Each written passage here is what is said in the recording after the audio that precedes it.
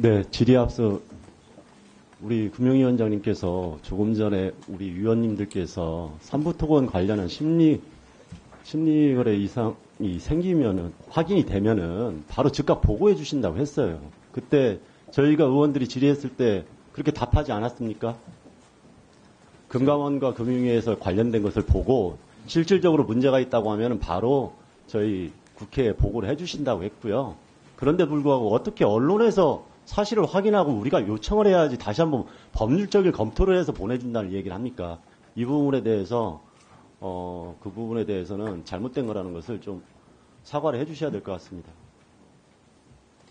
제가 확인해 보겠다라는 말씀드린 것 같은데 보고까지 말씀드렸는지 제 기억이 조금 흐릿합니다만 그 부분에 대해서 확인해 보겠다고 얘기를 했고 금감원장께서는 즉시 보고를 해주신다고 했어요. 그거 관련해 가지고 금감원과 금융위에서 똑같은 답변을 한 걸로 봐야 되지 않습니까?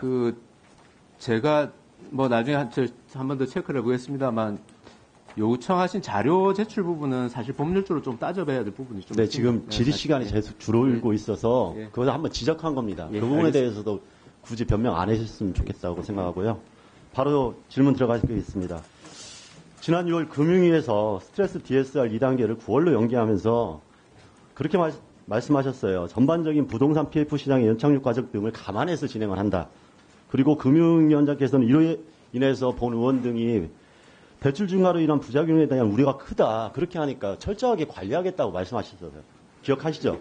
예. 더구나 서민 자영업자 어려움을 감안해서 그런 관련 대책도 논의하고 있다. 이렇게 말씀하셨는데 실제로 2달간 급격한 가계대출 증가에 대해서 잘 관리되고 있습니까? 지금 짧게 말씀해 주세요. 9월은 8월보다는 상당히 증가폭이 줄었습니다. 네, 자료를 한번 보시죠. 네.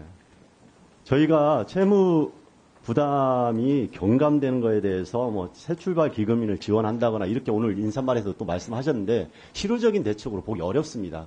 실제로 중소상공인이나 가계대출 부담으로 인해서 이자 부담이 늘어난 우리 서민들은 굉장히 어려운 경제 상황에 대해서 고통을 호소하고 있습니다.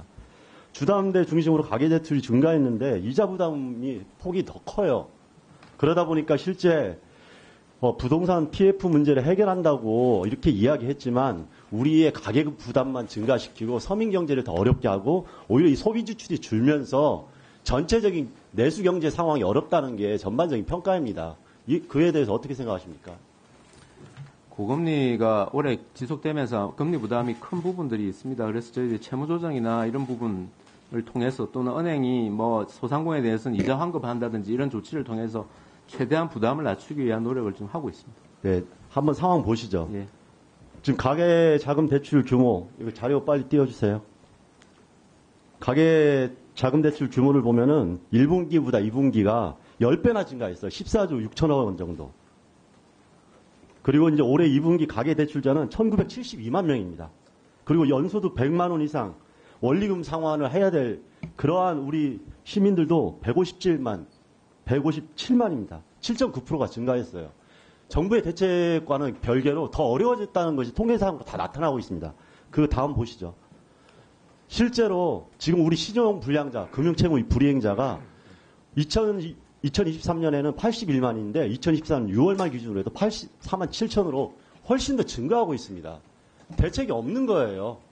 실제로 말로만 우려가 있다. 거기에 대해서 대책을 강구하겠다 했지만 경제 상황은 더 어려워졌고 소비 지출 여력도 떨어지고 실질적으로 이자 부담이나 이런 걸로 인해서 서민 경제는 훨씬 더 어려워졌다는 게 통계상으로 다 나타납니다. 그리고 뒤에 한번 보시죠. 그리고 가계대출 동향 2024년 8월 13일 자료에 따르면은 주택담보주택 증가율이 실질적으로 정책 대출의 증가율 폭이 훨씬 높습니다. 그래서 결국은 2달 동안 이걸 연기했다고 하고 나타난 상황에서 정책 대출이 경기 부양을 떠받친 상황이 돼버렸습니다. 그렇게 돼 보니까 버팀목 대출과 디딤돌 대출 증가율을 한번 보시면은 벌써 4.2조, 3.9조, 7, 8월 하면은 거의 8조 정도가 증가를 했습니다. 이게 무슨 말이냐? 결국은 빚내가지고 집 사라. 정부가 오히려 부추긴 꼴이 됐습니다. 이전에 그런 걸로 인해 가지고 부동산 경기가 부양되면서 서민의 가계대출 부담이 더 어려웠다는 경험치가 있는데 또 그것을 반복하고 있다는 얘기입니다. 그런데 예, 1분 더 드리세요. 결국은 서민 경기의 어려움 관련해 가지고 지금 금융당국에서는 아무런 대책을 하지 않고 있다는 비판에서 벗어날 수가 없다는 겁니다. 다음 자료 넘겨주시죠. 그래서 제가 지금 금융위원장님한테 말씀드리고 싶은 것은 실제로 제대로 된 대책을 감안해서 말씀을 해주시고 실제 우리 국민들이 어려움이 있다고 하면 구체적인 정책 집행을 효과적으로 해달라 이겁니다. 관련되어 가지고 담당 부서가 좀 위기 상황을 느끼고 TF를 꾸리거나 직접적으로 담당하는 부서가 있습니까? 없죠. 저희 가계부채 담당하는 과 팀이 있습니다. 과만 있고 이 상황이 어렵다고 했으면 관련해서 특별하게 그 담당 부서를 늘리거나 거기에 대해서 대책을 마련해야 되는 건 순서 아닙니까? 그런데 그런 것도 없다고 보고 저희들이 보고를 받았습니다. 그렇기 때문에 실제 국민들의 어려움을 해결하기 위한 정부의 노력이 매우 미흡하다. 자, 답변 조금 드리겠습니다. 답변하세요. 예. 더 열심히 해야 될 부분이 분명히 있는데 말씀을 드리고 싶은 거는 첫째는 가계대출 전체 총량으로 봐가지고 8월 달에 상당히 많이 증가를 했습니다만 저희들이 DSR 2단계 도입 이런 부분으로 9월에는 상당폭으로 증가폭이 좀 둔화가 됐습니다. 그래서 총량적으로는 지금 안정을 하기 위한 노력을 한다는 말씀을 드리고요. 그 다음 두 번째 정책대출 부분과 관련해서는 이게 이제 저소득층의 어떤 전세자금, 그 다음에 주택구입자금 용도입니다. 그러니까 이게 다른 어떤 취지의 정책 목적이 있는 부분인데 이 부분을 갖다가 또 줄인다고 하는 경우에 그 이제 속도는 조절해야 되겠습니다. 아예 이 부분이 크게 둔화된다든지 이러면은 그 저소득층의 어떤 주택 마련이나 또는 전세 들어가는 데 있어서 또 영향을 줄 수 있기 때문에 전반적으로 균형을 잡아서 가겠다 하는 말씀을 드리고요.